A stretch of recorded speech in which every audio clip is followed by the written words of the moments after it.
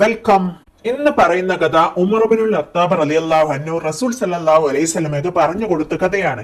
കഥ പറയാനുണ്ടായ സാഹചര്യം, നബി സല്ലല്ലാഹു അലൈഹി വസല്ലമയുടെ പ്രിയ പത്നി ഖദീജ ബീവിയുടെ വിയോഗം നബി സല്ലല്ലാഹു അലൈഹി വസല്ലമയെ കുറച്ചൊന്നുമല്ല തളർത്തിയത്. അതീവ ദുഃഖത്തോടെയായ അദ്ദേഹം സദസ്സിൽ സഹാബാക്കളുമായി ഒന്നിച്ചിരിക്കുമ്പോൾ, എന്റെ മനസ്സിന് അല്പം ആശ്വാസം കിട്ടാൻ ആരാണ് എനിക്ക് കഥ പറഞ്ഞു തരിക? അപ്പോൾ പല സഹാബാക്കളുടെ പേര് നിർവചിച്ചെങ്കിലും അവസാനം എല്ലാവരും നിർബന്ധിച്ച് ഉമർ ഇബ്നുൽ ഖത്താബിനെ തിരഞ്ഞെടുത്തു. അപ്പോൾ ഉമർ റളിയല്ലാഹു അൻഹു പറഞ്ഞു, നബിയെ, ഞാൻ പറയുന്ന കഥ ഞാൻ ഇസ്ലാം സ്വീകരിക്കുന്നതിന് മുന്നേ ഉള്ളതാണ്. അപ്പോൾ നബി പറഞ്ഞു, കുഴപ്പമില്ല ഉമറെ, അത് പറയൂ. അങ്ങനെ പറയാൻ തുടങ്ങി. അന്ന് ഞാനൊരു വീരശൂര പരാക്രമിയായിരുന്നു. ഒന്നിനെയും എനിക്ക് ഭയമില്ലായിരുന്നു. എല്ലാവരും എന്റെ പേര് കേൾക്കുമ്പോൾ തന്നെ കിടുകിട വിറക്കുമായിരുന്നു. ഉക്കാള ചന്തയിൽ ഗുസ്തി മത്സരത്തിൽ ഞാനായിരുന്നു എല്ലാ പ്രാവശ്യവും വിജയിക്കാറുള്ളത്. ആർക്കെങ്കിലും എന്തെങ്കിലും പ്രശ്നം വന്നാൽ അടിയുണ്ടാക്കാൻ വേണ്ടി എല്ലാവരും എന്നെ തിരിഞ്ഞു വരും. ഞാൻ അവരോടൊപ്പം കൂടി എല്ലാവർക്കും വേണ്ടത് ചെയ്തു കൊടുക്കും. അന്വേഷിച്ചു വരുന്നവർക്ക് എന്നെ കണ്ടെത്താൻ വേണ്ടി ഞാനൊരു താവളം കണ്ടെത്തി. ജബൽ ഖുബൈസ് മലയുടെ തായ്ഭാഗത്ത് ഒരു ഗുഹയുണ്ടായിരുന്നു. അതായിരുന്നു എന്റെ താവളം. അതിലൂടെ വല്ല യാത്രക്കാരോ മറ്റോ പോവുകയാണെങ്കിൽ അവരെ ഞാൻ ഉടൻ പേടിപ്പിക്കും. എന്നിട്ട് അവരുടെ കയ്യിലുള്ളതെല്ലാം ഞാൻ പിടിച്ചു വാങ്ങുമായിരുന്നു. ഒരു ദിവസം ഞാൻ തായ്വാരത്ത് ആരോ വരുന്നുണ്ടോ എന്ന് പ്രതീക്ഷിച്ച് കിടക്കുകയായിരുന്നു. ആരും വരാതെ നിരാശയിലിരിക്കുമ്പോൾ ഒരു കുതിരക്കുളമ്പടിയുടെ ശബ്ദം കേട്ട് ഞാൻ ജാഗരൂകനായി. പെട്ടെന്ന് ഒരു കുതിര ഞാൻ ഇരിക്കുന്ന തായ്വരയുടെ അരികിലൂടെ പൊടി പറത്തിക്കൊണ്ട് അതിസ്പീഡിൽ കടന്നുപോയി. ഞാൻ ചാടി വീണു. നിൽക്കവിടെ. അവൻ നിർത്താതെ കുതിരയുടെ കടിഞ്ഞാനും പിടിച്ചുകൊണ്ട് അതിവേഗത്തിൽ ഓടിച്ചു. ഞാൻ പിന്നെയും വിളിച്ചു പറഞ്ഞു, നിൽക്കവിടെ. പക്ഷെ അവൻ നിന്നില്ല. അവൻ അതിവേഗത്തിൽ കുതിരയും കൊണ്ട് പായുകയാണ്. ഞാൻ എന്റെ കുതിരപ്പുറത്ത് ചാടി വീണു. ഞാനും അവന്റെ തൊട്ടു പിന്നിൽ വിട്ടു. പക്ഷെ അവന്റെ നാലയലത്ത് പോലും എത്താൻ എനിക്ക് കഴിഞ്ഞില്ല. അത്രയും സ്പീഡായിരുന്നു അവന്. ഞാൻ അതിവേഗത്തിൽ കുതിരയെ പായിക്കാൻ കുതിരയെ മർദ്ദിച്ചു നോക്കി. പക്ഷെ കുതിരക്ക് എത്രയായിട്ടും എത്താൻ കഴിഞ്ഞില്ല. അവസാനം ഞാൻ അയാളോട് വിളിച്ചു പറഞ്ഞു, എടോ, അവിടെ നിൽക്ക്, ഞാൻ പരാജയപ്പെട്ടു. അത് കേട്ടപ്പോൾ അവൻ കുതിരയുടെ കടിഞ്ഞാൻ പിടിച്ചു നിർത്തി അവിടെ നിന്നു. ഞാൻ ആദ്യമായിട്ടായിരുന്നു ഒരാളുടെ മുന്നിൽ പരാജയം സമ്മതിക്കുന്നത്. നീ ആരാണ്? അപ്പോൾ അയാൾ ചോദിച്ചു, നീ ആരാണ്? അപ്പോൾ ഉമർ പറഞ്ഞു, ഞാനാണ് ഖത്താബിന്റെ മകൻ ഉമർ. വീരശൂര പരാക്രമിയായ ഞാനാണ് ഉക്കാള ചന്തയുടെ നായകൻ. എന്നെ തോൽപ്പിച്ച് ഒരാൾക്കും രക്ഷപ്പെടാൻ പറ്റില്ല. എന്റെ കയ്യിലുള്ള ഈ വാൾ എന്തിനാണെന്ന് അറിയുമോ? ഇത് വെറുതെ കൊണ്ടു തടുക്കാനുള്ളതല്ല, എന്നെ എതിർക്കുന്നവർക്കുള്ളതാണ്. ഞാൻ എന്റെ വാളിന്റെ മൂർച്ച നോക്കൽ ആരുടെയോ ഒട്ടകത്തെ വെട്ടിയിട്ടാണ്. അത് മുറിയുന്നില്ലെങ്കിൽ ആ വാൾ ഞാൻ വലിച്ചെറിയും. പക്ഷെ ഞാൻ എന്ത് ചെയ്താലും ഒരാളും എന്നോട് ചോദിക്കാൻ വരില്ല. എല്ലാവർക്കും എന്നെ പേടിയാണ്. ഇത് കേട്ടപ്പോൾ യാത്രക്കാരൻ, ഓഹോ, ഞാനും കേട്ടിട്ടുണ്ട് ഉമറിനെ പറ്റി. വീരശൂര പരാക്രമിയായ ഉമറിനെ പറ്റിയാണ് ഞാൻ കേട്ടത്. അത് നീയാണെന്ന് ഞാൻ പ്രതീക്ഷിച്ചില്ല. ഒരു യാത്രക്കാരനെ പിടിച്ചു വെക്കാൻ പോലും പറ്റാത്ത നീയാണോ വീരശൂര പരാക്രമി? ഞാൻ ആദ്യമായിട്ടായിരുന്നു റസൂലെ ഒരാളുടെ മുന്നിൽ തോറ്റത്. ഞാൻ അവനോട് ചോദിച്ചു, നീ എങ്ങോട്ടാണ് പോകുന്നത്? പറയൂ. അങ്ങനെ മാന്യമായിട്ട് സംസാരിക്കൂ. എന്നാൽ ഞാൻ പറയാം, എന്റെ പേര് അബ്ദുല്ലാഹ് ഇബ്നു സഹറ എന്നാണ്. റോമിലെ പ്രധാനമന്ത്രി സഹറയുടെ മകനാണ് ഞാൻ. ഞാൻ ചോദിച്ചു, റോമിലെ പ്രധാനമന്ത്രിയുടെ മകൻ എങ്ങനെയാണ് ഷാമിൽ നിന്ന് വരുന്നത്? ഉമറെ, അതെനിക്ക് പറയാൻ സമയമില്ല. അതൊരു നീണ്ട കഥയാണ്. ഞാൻ പോവുകയാണ്. നിൽക്ക്. ഞാൻ വാളുമായി ചാടി വീണു. നീ ആ കഥ പറഞ്ഞിട്ട് പോയാൽ മതി. അപ്പോൾ അദ്ദേഹം പറഞ്ഞു, ഉമറെ, എന്നെ വിട്, ദയവ് ചെയ്ത്. എനിക്ക് ഇന്ന് തന്നെ റോമിൽ എത്തേണ്ടതുണ്ട്. അവിടെ എനിക്കൊരു പെണ്ണുണ്ട്. അപ്പോൾ ഞാൻ വിട്ടില്ല.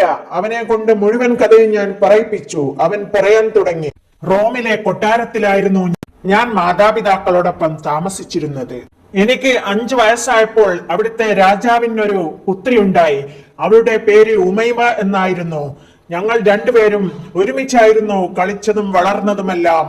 ഒരു ദിവസം രാജാവ് മന്ത്രിയോട് പറഞ്ഞു, മന്ത്രി, താങ്കളുടെ പുത്രനെ കൊണ്ട് എന്റെ മകളെ അവർക്ക് പ്രായപൂർത്തിയാവുമ്പോൾ നമുക്ക് വിവാഹം കഴിപ്പിക്കാം. മന്ത്രി പറഞ്ഞു, അങ്ങേക്ക് സമ്മതമാണെങ്കിൽ എനിക്കും സമ്മതമാണ്. നമ്മൾ ആരാണ് ജീവനോടെ ഉണ്ടാവുക എന്ന് നമുക്ക് പറയാൻ പറ്റില്ലല്ലോ. നമുക്ക് വാക്കാൽ പറഞ്ഞാൽ പോരാ, ഒരു ഉടമ്പടി തയ്യാറാക്കാം. അപ്പോൾ രാജാവ് പറഞ്ഞു, നീ ബുദ്ധിമാനായ മന്ത്രിയാണ്. നാളെ നമുക്ക് ദർബാർ ഹാളിലേക്ക് എല്ലാവരുടെയും മുന്നിൽ വെച്ച് നമുക്ക് ഉടമ്പടി തയ്യാറാക്കാം. അങ്ങനെ പിറ്റേന്ന് എന്നെ കുളിപ്പിച്ച് നല്ല വസ്ത്രമെല്ലാം അണിപ്പിച്ച് ദർബാർ ഹാളിൽ കൊണ്ടുപോയി രാജകുമാരിയെയും കൊണ്ടുവന്നിരുന്നു. അങ്ങനെ എല്ലാവരുടെയും മുന്നിൽ വെച്ചും ഉടമ്പടി തയ്യാറാക്കി. രാജാവും മന്ത്രിയും ഓരോ കോപ്പി കൈവശം വെച്ച് അങ്ങനെ സഭ പിരിഞ്ഞു. കരാർ ഒപ്പിട്ടു ഏറെ കാലം കഴിയുന്നതിന് മുന്നേ എന്റെ വാപ്പ മരിച്ചു. അങ്ങനെ പുതിയ മന്ത്രിയെ തെരഞ്ഞെടുത്തു. പുതിയ മന്ത്രിയും അവരുടെ കുടുംബവും കൊട്ടാരത്തിൽ വന്നതോടുകൂടി പഴയ മന്ത്രിയെയും അവന്റെ മക്കളെയും എല്ലാവരും അവഗണിച്ചു. ഞങ്ങളുടെ സന്തോഷമെല്ലാം പോയി. ആത്മാഭിമാനിയായ എന്റെ ഉമ്മ ഒരു രാത്രി എന്റെ കൈയും പിടിച്ച് ഇറങ്ങി നടന്നു. അങ്ങനെയാണ് ഞങ്ങൾ ഷ്യാമിലെത്തിയത്. അവിടുത്തെ നല്ലവരായ ജനങ്ങൾ ഞങ്ങൾക്കൊരു വീട് പണിതു തന്നു. എന്റെ ഉമ്മ എന്നെ പോറ്റാൻ പുറത്തെല്ലാം ജോലിക്ക് പോയിരുന്നു. എനിക്ക് പക്വത വന്നപ്പോൾ പിന്നെ ഞാനും ജോലിക്ക് പോയി തുടങ്ങി. റോമിലെ പ്രധാനമന്ത്രിയുടെ മകനായിരുന്ന എന്റെ ജോലി എന്താണെന്ന് അറിയുമോ ഉമറെ? ഷ്യാമിലെ ചന്തയിൽ കാഫിലക്കൂട്ടങ്ങൾ വരാറുണ്ട്. അവർക്ക് വരുന്ന ചരക്കുകൾ കയറ്റിക്കൊടുക്കുകയും ഇറക്കുകയുമാണ് എന്റെ ജോലി. കാഫിലക്കൂട്ടം എന്ന് പറഞ്ഞാൽ കച്ചവട സംഘങ്ങൾ പല നാട്ടിൽ നിന്നും ചന്തകളിലേക്ക് എത്തുമായിരുന്നു. നിനക്ക് ആ പെണ്ണിനെ വിട്ടുകൂടെ? വേറെ എത്ര പെണ്ണുങ്ങളുണ്ട്? പെണ്ണിനെ തേടിയല്ല ഉമറെ, ഞാൻ ഇന്നലെ കാഫിലക്കൂട്ടങ്ങളുടെ ചരക്കുകൾ കയറ്റുമ്പോൾ റോമിൽ നിന്ന് വരുന്ന ഒരു കൂട്ടം പരിചയക്കാർ ഉണ്ടായിരുന്നു. അവരുടെ സംസാരത്തിൽ നിന്നും എനിക്ക് മനസ്സിലായി രാജകുമാരിയുടെ വിവാഹമാണെന്ന്. എന്നോട് ചെയ്ത കരാർ ലംഘിച്ച് അവളെ മറ്റൊരാൾക്ക് വിവാഹം ചെയ്തു കൊടുക്കുന്നു. എന്റെ ഉമൈമയുടെ വിവാഹമാണെന്ന് അറിഞ്ഞപ്പോൾ എന്റെ തലയിൽ ഇടിത്തി വീണതുപോലെ എന്തു ചെയ്യണമെന്നറിയാതെ ഞാൻ എന്റെ വീട്ടിലേക്ക് ഓടി. എനിക്കൊരു സമാധാനവും കിട്ടുന്നില്ല. അങ്ങനെ ഞാൻ ചുമരിലേക്ക് നോക്കിയപ്പോൾ എന്റെ വാൾ അവിടെ തൂങ്ങിക്കിടക്കുന്നത് കണ്ടു. ഞാൻ ആ വാൾ മൂർച്ച കൂട്ടി. ഞാൻ റോമിലേക്ക് പോവുകയാണ്. എന്റെ ഉമൈമയെ വിവാഹം ചെയ്യുന്ന ആളുടെ തല വെട്ടാൻ വേണ്ടിയിട്ടാണ് ഞാൻ പോകുന്നത്. ഇന്ന് രാത്രിയാണ് മംഗല്യം. അതിനു മുന്നേ എനിക്കവിടെ എത്തണം. ഉമർ റളിയല്ലാഹു അൻഹു പറഞ്ഞു, എങ്കിൽ ഞാനും വരാം നിന്റെ കൂടെ. അവിടെ എന്തായാലും അടിയും ഇടിയും ഉണ്ടാവുമല്ലോ. അപ്പോൾ ഞാൻ അവരെ എതിർക്കുകയും ചെയ്യാം, നിനക്ക് ഉമൈമയെ കൂട്ടുകയും ചെയ്യാം. വേണ്ട ഉമറെ, അത് ശരിയാവില്ല. എനിക്ക് എന്റെ കുതിരയും കൊണ്ട് സ്പീഡിൽ പോകണം. നീ വന്നാൽ നിന്റെ കുതിരക്ക് സ്പീഡില്ല, അതുകൊണ്ട് നീ വരണ്ട. അപ്പോൾ ഉമർ പറഞ്ഞു, നമുക്ക് ഒരുമിച്ച് വിട്ടാൽ മതിയല്ലോ. അങ്ങനെ നിർബന്ധിച്ചപ്പോൾ കൂടെ പോവാൻ റെഡിയായി. അങ്ങനെ രണ്ടുപേരും കൂടി ഒരേ സ്പീഡിൽ കുതിരയെ വിട്ടു. അപ്പോൾ അബ്ദുള്ള പറഞ്ഞു, കുറെ ദൂരം ചെന്നപ്പോൾ, ഇങ്ങനെ പോയാൽ ഇന്ന് രാത്രി നമുക്ക് അവിടെ എത്തില്ല, അതുകൊണ്ട് ഒന്നും കൂടി സ്പീഡാക്കണം. ഉമറെ, എന്റെ കുതിര മുന്നിലായാൽ എന്നെ പുറകിൽ നിന്നും വിളിക്കരുത്. അങ്ങനെയായാൽ നീ തിരിച്ചു പോകണം. അങ്ങനെ ഞങ്ങൾ പോയപ്പോൾ അബ്ദുള്ള എന്നിൽ നിന്നും കുറെ ദൂരമായി. അപ്പോൾ ഞാൻ വിളിച്ചു പറഞ്ഞു, അബ്ദുള്ള അവിടെ നിൽക്ക്, ഒരു കാര്യം പറയാനുണ്ട്. കുറെ നിർബന്ധിച്ചപ്പോൾ അവൻ നിന്നു. ഞാൻ പറഞ്ഞില്ലേ ഉമറെ, എന്നെ പിന്നിൽ നിന്നും വിളിക്കരുതെന്ന്, എനിക്ക് സമയമില്ല. അപ്പോൾ നീ എന്തിനാണ് വിളിച്ചതെന്ന് ചോദിച്ചപ്പോൾ ഉമർ പറഞ്ഞു, ഞാനുമുണ്ട് നിന്റെ കൂടെ. അപ്പോൾ അബ്ദുള്ള പറഞ്ഞു, ഉമറെ, നീ ഒരു സംഭവമാണ്, ഇനി നിന്നെയും കൊണ്ടേ ഞാൻ പോകുന്നുള്ളൂ. അങ്ങനെ അവർ രണ്ടുപേരും തിരക്കിട്ട് റോമിലേക്ക് പോയി. കുതിരയുടെ സ്പീഡ് കൊണ്ട് ഞാൻ ആകെ പേടിച്ചു പോയി. പക്ഷേ അബ്ദുള്ള അതൊന്നും ശ്രദ്ധിച്ചില്ല. അങ്ങനെ ഞങ്ങൾ റോമ പട്ടണത്തിലെത്തി. ഞങ്ങൾക്ക് വിശപ്പും ഉണ്ടായിരുന്നു. അങ്ങനെ നോക്കുമ്പോൾ അവിടെയുള്ള എല്ലാ കടകളും അടച്ചിട്ടിരിക്കുകയാണ്. തിരക്കുള്ള അങ്ങാടിയിൽ എല്ലാവരും തിരക്കിട്ട് എങ്ങോട്ടോ പോവുകയാണ്. പെൺകുട്ടികൾ തലയിൽ പൂക്കുട്ടയും ആടിയിട്ട് പോകുന്നുണ്ട്. എല്ലാവരും രാജകുമാരിയുടെ കല്യാണത്തിന് പോവുകയാണ്. രാജകുമാരിയുടെ ഓർഡർ ഉണ്ടായിരുന്നു, ഏറ്റവും നല്ല പൂമാല കോർക്കുന്നവർക്ക് സ്വർണ്ണ നാണയങ്ങൾ സമ്മാനം. അങ്ങനെ ആ നാട്ടിലെ എല്ലാ വീടുകളിലും തിരക്കിട്ട് പൂമാലകൾ കോർക്കുകയും കൊണ്ടുപോവുകയുമായിരുന്നു. നബിയെ, ഞങ്ങൾക്കാണെങ്കിൽ വിശന്നിട്ട് കണ്ണ് കാണാൻ വയ്യ, എവിടെയൊന്നും ഭക്ഷണം കിട്ടുന്നുമില്ല. അപ്പോൾ അബ്ദുള്ള പറഞ്ഞു, നമുക്ക് ഏതെങ്കിലും വീട്ടിൽ പോയി ചോദിക്കാം. അങ്ങനെ ഞങ്ങൾ ഓരോ വീടും കയറിയിറങ്ങി. എല്ലാവരും പൂമാല ഉണ്ടാക്കുന്ന തിരക്കിലും കൊട്ടാരത്തിലേക്ക് പോകാനുള്ള തിരക്കിലുമായിരുന്നു. അവസാനം ഞങ്ങൾ ഒരു വൃദ്ധയുടെ വീട്ടിലെത്തി. ആ വൃദ്ധ പൂമാല കോക്കുകയായിരുന്നു. അവരോട് ഞങ്ങൾ ഭക്ഷണം ചോദിച്ചു. അവിടെ ഒന്നുമില്ലെന്ന് പറഞ്ഞു. അബ്ദുള്ള പറഞ്ഞു, ഉമ്മാമ, ഞങ്ങൾക്കല്പം ഭക്ഷണം ഉണ്ടാക്കി തരുമോ? ഉമ്മാമയുടെ മാല ഞങ്ങൾ പോക്കാം. അങ്ങനെ ആ വൃദ്ധ സമ്മതിച്ചു. അവർ ഭക്ഷണം തയ്യാറാക്കാനായി അടുക്കളയിലേക്ക് പോയി. ആ സമയത്ത് അബ്ദുള്ള കുട്ടയിലുള്ള പൂ നിലത്ത് ചെരിഞ്ഞു.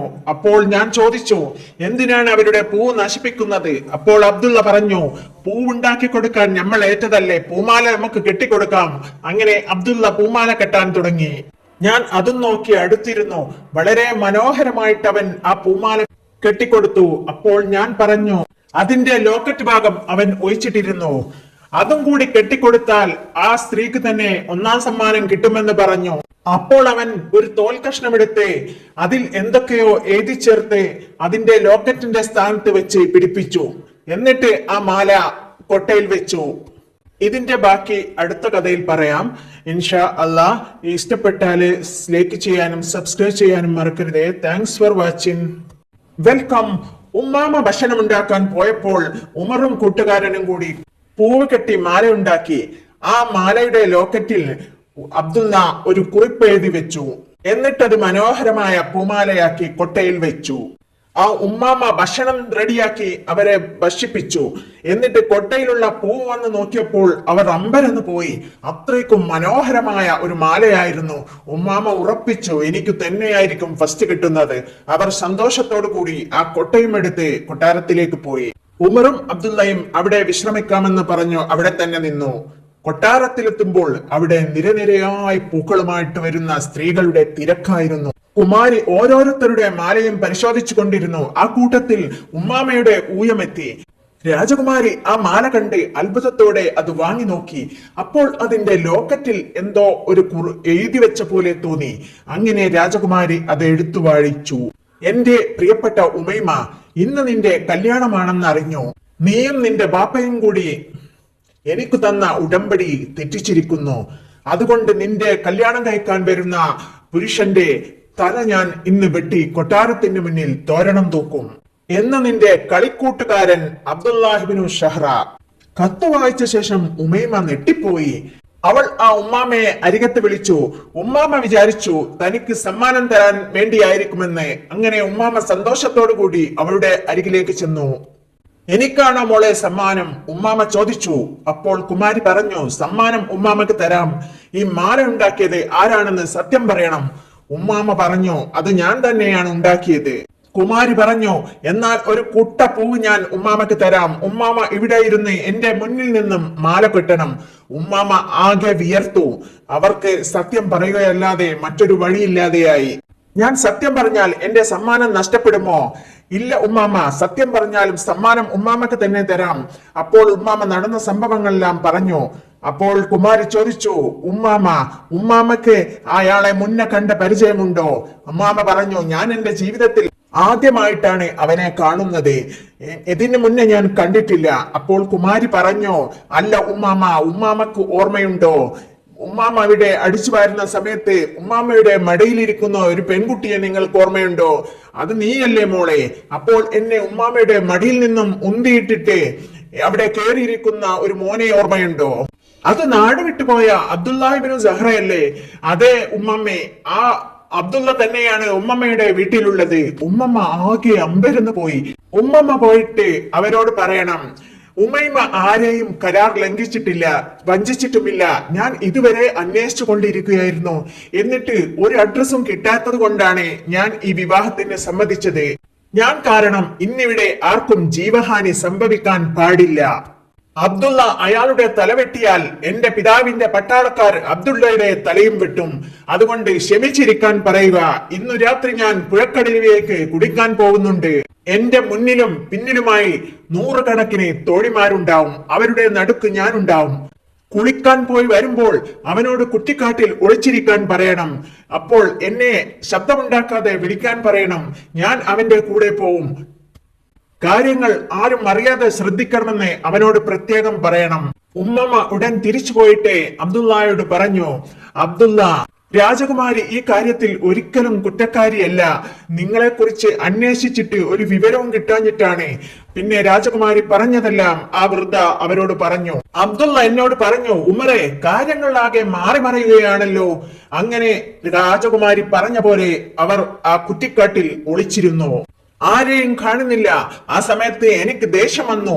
ഞാൻ പറഞ്ഞു, അബ്ദുള്ള, ആ സ്ത്രീകൾ നമ്മളെ പറ്റിച്ചതാണ്. നമുക്ക് അവരെ പോയി ശരിയാക്കാം. അപ്പോൾ അബ്ദുള്ള പറഞ്ഞു, ഒന്ന് മിണ്ടാതിരിക്ക് ഉമറെ, ഒരു വെളിച്ചം കാണുന്നുണ്ട്. അത് അവർ തന്നെയായിരിക്കും. മുന്നിൽ പന്തം പിടിച്ചുകൊണ്ട് പട്ടാളക്കാരുണ്ടായിരുന്നു. തൊട്ടു പിന്നിൽ 400ഓളം തോഴിമാർ. അവർക്ക് നടുവിൽ ഉമൈമയുണ്ടായിരുന്നു. അങ്ങനെ കുമാരി തിരിച്ചു വരുന്നത് വരെ അവർ അക്ഷമയോടെ കാത്തിരുന്നു. അങ്ങനെ തിരിച്ചു വരുന്ന സമയത്ത് ഉമൈമയുടെ വസ്ത്രത്തിന്റെ തല പിടിച്ചു വലിച്ച് കാട്ടിലേക്ക് വലിച്ചു. രാത്രി ആയിരുന്നതുകൊണ്ട് ആരും ഒന്നും അറിഞ്ഞില്ല. അങ്ങനെ അവർ പെട്ടെന്ന് കുതിരപ്പുറത്ത് കയറി. അവർക്ക് രണ്ടുപേർക്കും ബാല്യകാല സ്മരണകൾ ഒരുപാട് വന്നു. ഒരു കുതിരപ്പുറത്ത് ഉമൈമയെയും മറ്റേ കുതിരപ്പുറത്ത് ഞാനും അബ്ദുള്ളയും കയറി.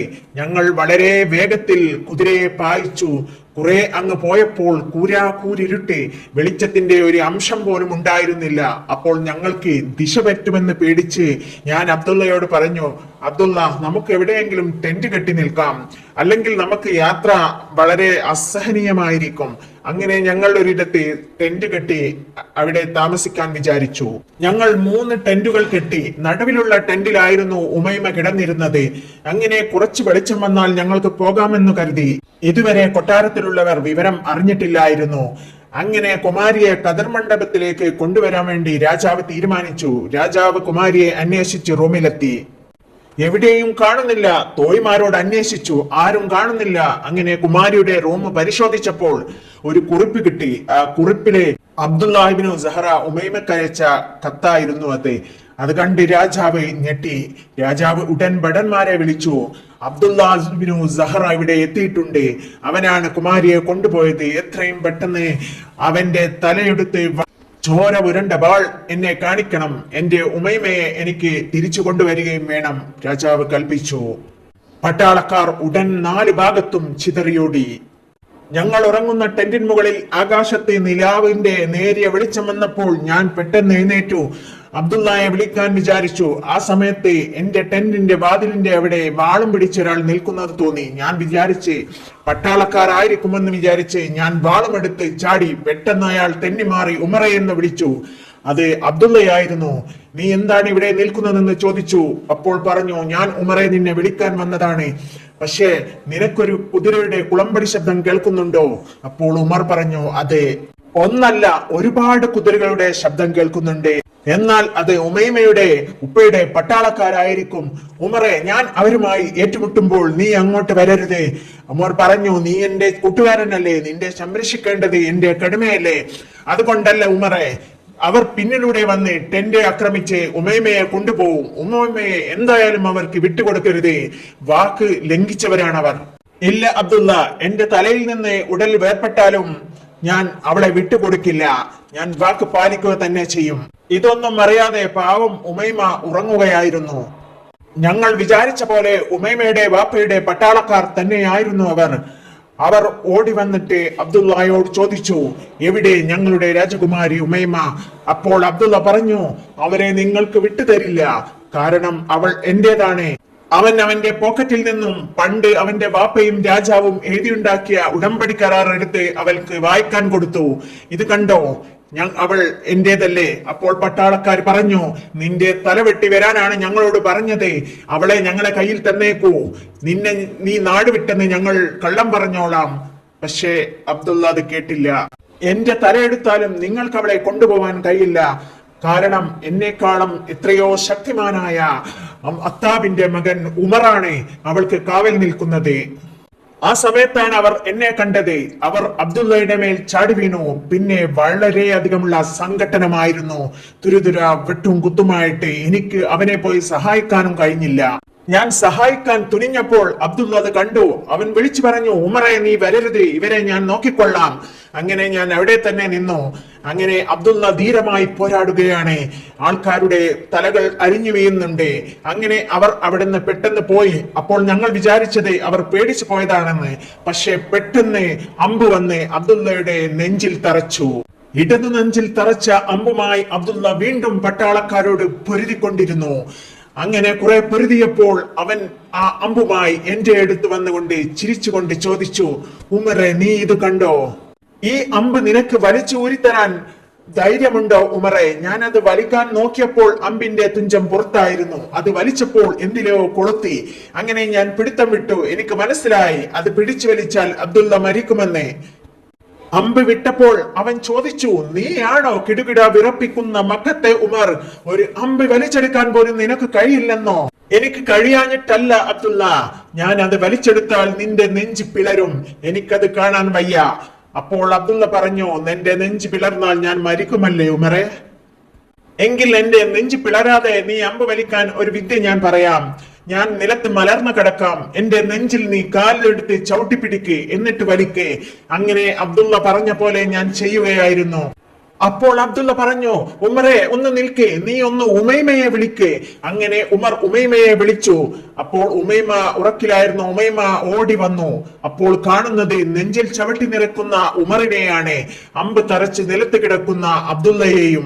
അവൾ വിചാരിച്ചത് ഉമർ അബ്ദുള്ളയെ കൊല്ലുകയാണെന്നാണ്. അവൾ ഓടി വന്നു കരഞ്ഞുകൊണ്ട് എന്റെ വസ്ത്രത്തിന്റെ തലപ്പ് പിടിച്ചു വലിച്ചിട്ട് പറഞ്ഞു, ഉമറെ, എന്തിനാണ് നിന്റെ സുഹൃത്തിനെ നീ കൊല്ലുന്നത്?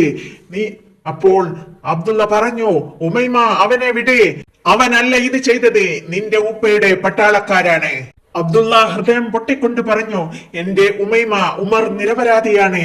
ഈ അമ്പ് പിടിച്ചു വലിച്ചാൽ ഞാൻ മരിക്കും. ഞാൻ മരിച്ചാൽ നീ നിന്റെ ഉപ്പയുടെ കൂടെ പോവരുത്. നീ പോവേണ്ടത് ഉമറിന്റെ കൂടെ മക്കത്തേക്കാണ്. എനിക്ക് ജീവൻ ഉണ്ടായിരുന്നെങ്കിൽ ഞാൻ ഇവിടെ ആദ്യം കൊണ്ടുപോവുക മക്കത്തേക്കായിരുന്നു. മക്കത്തെ പ്രമുഖനായ ഒരു വ്യക്തിയുടെ അരികിലേക്കായിരുന്നു. ഇത് കേട്ട് ഞാൻ അബ്ദുള്ളയോട് ചോദിച്ചു, ആരാണ് മക്കയിലെ ആ പ്രമുഖൻ? ഹുതുബത്താണോ, ഷെയ്ബത്താണോ? അങ്ങനെ അവിടെയുള്ള പല പ്രമുഖന്മാരെയും ചോദിച്ചു.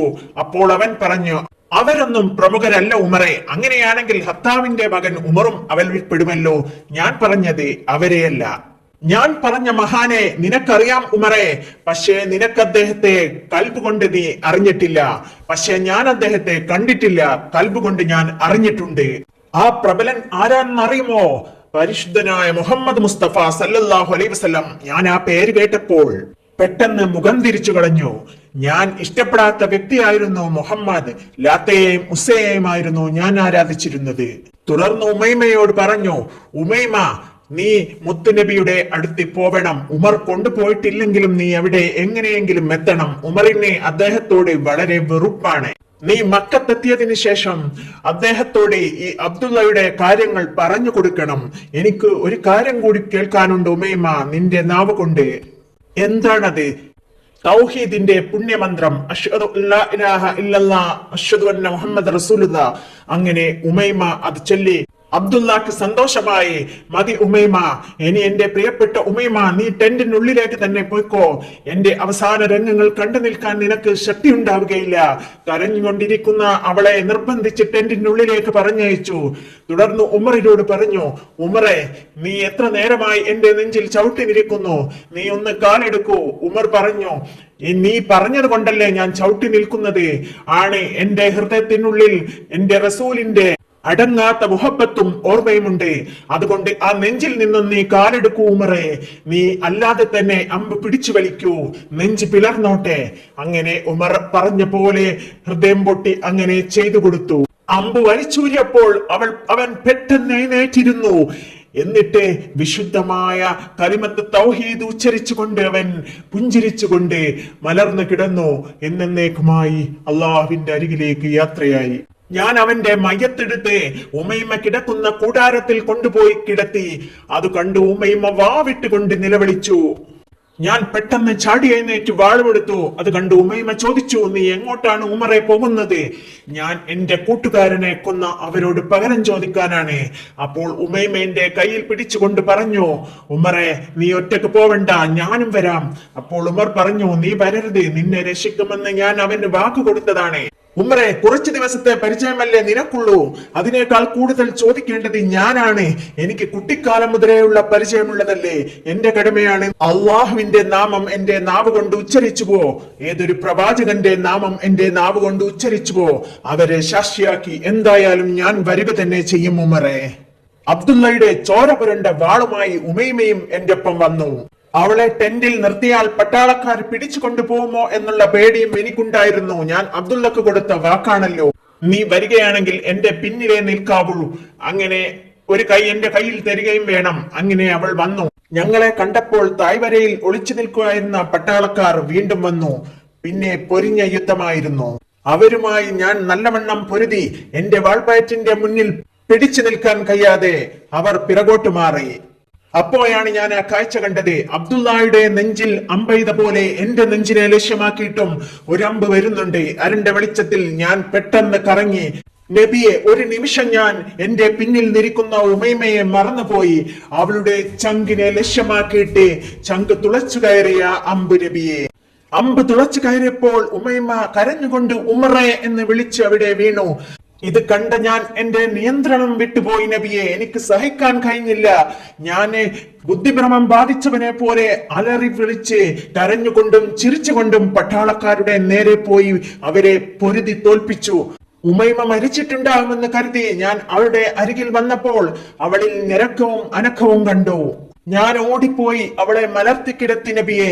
അപ്പോൾ അവൾ കണ്ണു തുറന്നിട്ട് എന്നോട് പറഞ്ഞു, ഉമറെ, നീ എന്നെ ഒന്ന് അബ്ദുള്ളയുടെ അടുത്ത് കൊണ്ടുപോയി കിടത്തുമോ? ഞാൻ അവളെ വാരിയെടുത്ത് അബ്ദുള്ളയുടെ അരികിൽ കൊണ്ടുപോയി കിടത്തി. അബ്ദുള്ള, നീ പോയ വഴിയിൽ എന്റെ പിതാവിന്റെ പട്ടാളക്കാർ എന്നെയും പറഞ്ഞു വിട്ടിരിക്കുന്നു. അവൾ പെട്ടെന്ന് ചോദിച്ചു, ഉമറെ, കുറച്ച് വെള്ളം കിട്ടുമോ എനിക്ക്? ആ മരുഭൂമിയിൽ എവിടെ നിന്ന് വെള്ളം കിട്ടാൻ? ഞാൻ എന്റെ ദൈവങ്ങളായ ലാത്തയോടും മുത്സയോടും പ്രാർത്ഥിച്ചു. നബിയെ, ദീൻ വിശ്വസിക്കാത്ത എന്റെ പ്രാർത്ഥന അള്ളാഹു കേട്ടു. മരുഭൂമിയിലെ പാറക്കെട്ടിനിടയിൽ അല്പം തെളിഞ്ഞ വെള്ളം കണ്ടു. ഞാൻ അതെടുത്ത് കോരിക്കൊണ്ട് ഓടി വരുന്നത് കണ്ടപ്പോൾ ഉമൈമ ഒരു ആവേശത്തോടു കൂടി എഴുന്നേൽക്കാൻ നോക്കി. പക്ഷേ അവൾ അങ്ങോട്ട് തന്നെ വീണു. ഞാൻ പറഞ്ഞു, കുമാരി എഴുന്നേൽക്കണ്ട, ഞാൻ വായിൽ ഒഴിച്ചു തരാം. അങ്ങനെ ഞാൻ വായിൽ വെള്ളം ഒഴിച്ചു കൊടുത്തപ്പോൾ അമ്പിന്റെ ഓട്ടയിലൂടെ ആ വെള്ളം പുറത്തേക്ക് പോകുന്നത് കണ്ടു നബിയെ. എനിക്കത് സഹിക്കാൻ പറ്റിയില്ല നബിയെ.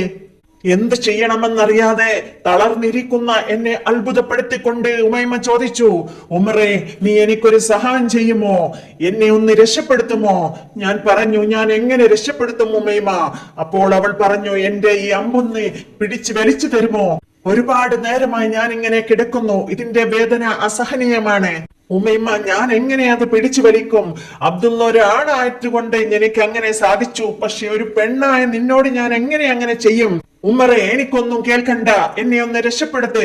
അങ്ങനെ ഉമർ മുഖത്ത് നോക്കാതെ കൈ കൊണ്ടുവരുന്നത് കണ്ടപ്പോൾ ഉമൈമ എന്റെ കൈ പിടിച്ച് അമ്പിൽ പിടിപ്പിച്ചു.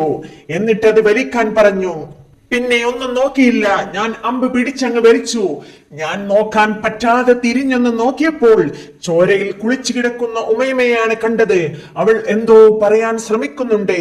ഞാൻ എടുത്തുപോയി ശ്രദ്ധിച്ചു നോക്കി. അവൾ കലിമത്തു ഷഹാദത്ത് ഉരുവിടുകയായിരുന്നു നബിയെ. അങ്ങനെ ആ രണ്ട് ഇണക്കുരുവികൾ ഈ ലോകത്തോട് വിട പറഞ്ഞു.